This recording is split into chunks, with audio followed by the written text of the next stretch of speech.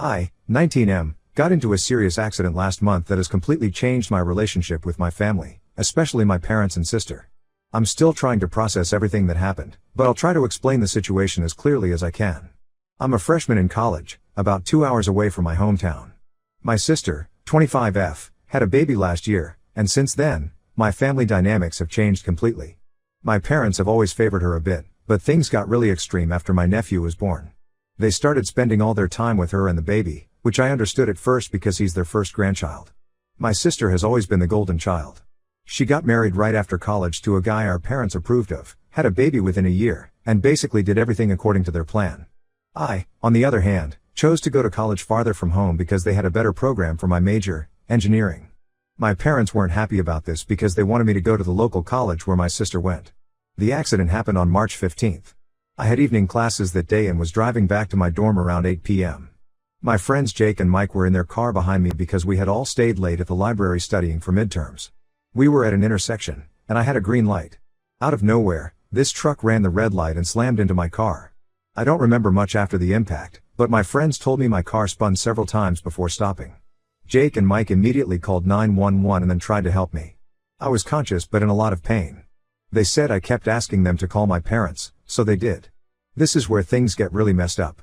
When they called my parents to tell them I'd been in a serious accident and was being taken to the hospital, my mom's first response was that they couldn't come because they were at my nephew's first birthday party. My friends couldn't believe it. They explained that it was serious, I was bleeding and clearly had broken bones. My parents still refused to come. They said they had about 50 guests at the house, including all our relatives who had traveled from different cities, and they couldn't just leave. My dad got on the phone and said I was probably just being dramatic and to just take me to the hospital and send them the bills. The doctors later told me I had a broken leg, 3 broken ribs, internal bleeding, and needed immediate surgery. Since I'm 19, they needed a family member to sign some consent forms. My friends called my parents again, but they just told the hospital over the phone to do whatever was needed. They didn't even ask about my condition or how serious it was. My friends were amazing through all this. They stayed with me, called their parents who rushed to the hospital, and handled everything they could. Jake's mom is a nurse, though at a different hospital, and she helped explain everything to me. Mike's dad offered to sign the consent forms when my parents refused to come, but the hospital needed a family member. That's when Jake remembered my grandfather. My grandfather, 75M, has always been close to me. He taught me how to drive, came to all my school events, and was basically more of a father figure than my actual dad. He was supposed to be at the birthday party too since he had driven down from his city, about 4 hours away, for it. When my friends called him and told him what happened, he left the party immediately. My sister later told me he didn't even say goodbye to anyone, just got up and left as soon as he got the call. He drove 4 hours to get to my hospital, breaking several speed limits on the way. When he arrived and saw my condition, I saw him cry for the first time in my life. He was absolutely furious when he found out my parents had refused to come. He called them right there in front of me, and I could hear my mom trying to justify that they couldn't leave the party because it would disappoint all the guests. My dad got on the phone and started saying that I must have been driving recklessly because I always speed, which is not true. My grandfather taught me to be a very careful driver. When my grandfather told them that my friends saw everything and had dashcam footage showing the truck running a red light, they still tried to blame me. My grandfather stayed with me for the entire week after my surgery. He's retired but used to be a business owner, so he knows how to handle things. He dealt with all the paperwork, talked to the doctors, and made sure I got the best care possible. Meanwhile, my parents didn't visit me even once. My sister sent me a text saying I was being selfish and taking attention away from her son's special day. She said her son would never forgive me for ruining his first birthday by making our grandfather leave. Yesterday, everything got even more complicated. My grandfather told me that he had planned to give my nephew $50,000 on his birthday as a gift. He's quite wealthy from his business and has always been generous with family. But after seeing how my parents and sister treated me, he decided not to give them anything. Instead, he wants to help me with my medical bills and college expenses. Somehow my parents found out about this. They called me this morning and started screaming at me. They said I was manipulating my grandfather and stealing from my nephew. My dad threatened that if I accept any money from my grandfather, they'll kick me out of the house. I live with them during breaks, and I'll have to manage everything on my own. My mom said I was being ungrateful after everything they've done for me. I honestly don't know what to do. The medical bills are already over $100,000. Insurance will cover some of it, and we're suing the drunk driver, but that could take months or years. My friend's parents helped with the initial payments, but I need to pay them back. My grandfather wants to help me, and I really need the help, but my parents are threatening to cut me off completely. Edit. Thank you everyone for your responses. To clarify some points, yes, we're pressing charges against the drunk driver. My friends recorded everything on their dashcam, so we have solid evidence. The driver's BAC was well over the legal limit. And no, my parents haven't always been this extreme. They started heavily favoring my sister after she had her baby because he's the first grandchild. Before that, things were okay, not great but okay. I feel like I haven't done anything wrong here, but my parents and sister are making me feel like I'm destroying the family. My grandfather says I should accept his help and not let them manipulate me, but I'm worried about completely losing my family over this.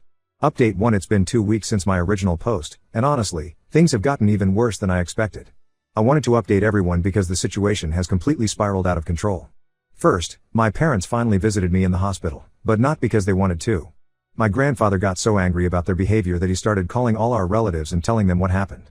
He told them how my parents refused to come to the hospital when I was seriously injured, how they blamed me for the accident without any evidence, and how they cared more about a party than their son's life. When word started spreading in the family, my parents suddenly decided they needed to make an appearance. They showed up last Friday, a full 10 days after my accident. Instead of asking how I was feeling or showing any concern, they immediately started attacking me. My mother actually had the nerve to accuse me of planning the whole accident. She said I deliberately got into an accident because I knew my grandfather would be at the birthday party, and this was my way of making him leave. According to her brilliant theory, I orchestrated getting hit by a drunk driver, breaking multiple bones, and needing emergency surgery just to spite my sister and ruin my nephew's party. When I pointed out how ridiculous that sounded and reminded her that I could have died, she started crying and saying I've always been jealous of my sister and her son. She brought up how I didn't seem excited enough when my nephew was born, I was in the middle of finals week, how I didn't visit enough during my first semester, I was adjusting to college and had a heavy course load, and how I didn't buy an expensive enough birthday gift. I'm a college student with a part-time job. My father wasn't any better. He stood there the whole time backing up everything my mother said. He even added that I was ungrateful for complaining about them not coming to the hospital because we raised you for 19 years, put a roof over your head, and this is how you repay us? When I reminded him that parents are supposed to take care of their children, he said I was being disrespectful. My sister showed up too, but her visit was even worse. She came in with pictures of her son's birthday party on her phone, showing me all the moments I ruined by making our grandfather leave. She said her son cried when his great-grandfather left early, he's one, he cries about everything, and now these pictures are tainted because they remind her of how I ruined the day. When I reminded her that her son is literally 1 year old and won't remember any of this, she called me heartless and said I'd never understand because I'm not a parent. But the worst part isn't even their visits, it's what they're doing behind my back. They've started spreading lies throughout our extended family. They're telling everyone that I was actually the one driving drunk, completely false. My blood work from the hospital proves I was completely sober, that I have a history of reckless driving, also false, I've never even had a ticket, and that I'm manipulating my grandfather to steal my nephew's inheritance. Some relatives have actually believed them. I've been getting messages calling me a terrible grandson, saying I'm tearing the family apart, and telling me to stop being selfish. My Aunt Maria, Mom's sister, even posted on Facebook about how some people would do anything for money, including manipulating elderly relatives. She didn't name me directly, but everyone knows who she's talking about. My grandfather found out about all this yesterday. He was already angry about how they treated me, but when he saw the lies they were spreading, he completely lost it. He drove to my parents' house and confronted them. According to my cousin who was there, she's on my side and tells me everything. It was intense. My grandfather told them they were terrible parents who cared more about appearances than their own son's life. He brought up how they never even asked about my surgery or recovery, how they didn't offer to help with medical bills, and how they were now trying to destroy my reputation to cover up their own failings as parents. My father apparently got really angry and told my grandfather to get out of his house. He said my grandfather had no right to tell them how to parent and that he was just playing favorites. My grandfather left, but not before telling them they would regret treating me this way. He said he's seen how they've favored my sister over me for years, but he never thought they'd stoop this low. I'm still in the hospital. The doctors say my ribs are healing well, but my leg will need more time. They're saying I'll need at least another month of physical therapy before I can even think about walking normally again. The pain is still pretty bad, but at least I have good people around me. My friends have been incredible, they take turns staying with me, bring me my assignments so I don't fall behind in classes, and even set up a small study group in my hospital room. My grandfather visits every day, helps with my exercises, and has been handling all the hospital bills so far. Today, my parents sent me what they call their final warning. They said if I don't refuse my grandfather's help and apologize to them and my sister for causing all this drama and ruining the birthday party, they'll not only kick me out but also make sure none of our relatives ever helps me again. They said they have evidence that I'm manipulating my grandfather. They don't, because I'm not, and they're not afraid to expose me to everyone. I haven't responded to their message yet. I'm tired of their threats and manipulation. My grandfather says I shouldn't worry about their threats because he'll always be there for me, but it still hurts to see my own parents turn against me like this. The doctors say stress isn't good for my recovery, but how can I not be stressed when my own family is trying to destroy me? Update 2. It's been a month since my last update, and I can't believe what just happened. Everything changed today in a way I never expected. My grandfather came to visit me at the hospital this morning, but this time he brought his lawyer with him. I was nervous at first because I thought something was wrong, but then my grandfather told me the news. He's not just giving me the $50,000 anymore. He's also giving me his beach house. It's this beautiful 3-bedroom house right on the coast that he bought years ago as a vacation home. I've spent many summers there with him, learning to fish and swim. It's worth about $500,000, and he just signed it over to me. Here's the thing, this beach house was supposed to go to my sister. More specifically, my grandfather had planned to give it to my nephew when he turned 18 as a college fund. He had told my sister about this plan when my nephew was born, which explains why she's been so nice to him lately. She was never really close to him before. The lawyer had all the paperwork ready. My grandfather transferred both the money and the house to my name right there in my hospital room. He said he's been watching how my parents and sister have been behaving over the past month, and he's disgusted by their actions. He told me that family means showing up when someone needs you, not just when it's convenient. Of course, news travels fast in our family. Somehow, my parents found out within hours. My father actually stormed into my hospital room, something he hadn't bothered to do when I was having surgery. He was screaming about how I'd stolen their inheritance and manipulated my grandfather. He kept saying the beach house was meant for the family and I had no right to take it.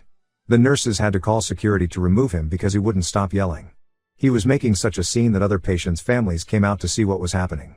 It was humiliating, but at least it showed everyone exactly who my father really is. My sister's reaction was even more dramatic. She called me crying hysterically, saying I've destroyed her son's future. She said she had already been planning what schools my nephew could attend with the money from selling the beach house. Then she revealed something I didn't know. She and my parents had been pressuring my grandfather to transfer the house to them now instead of waiting until my nephew turns 18.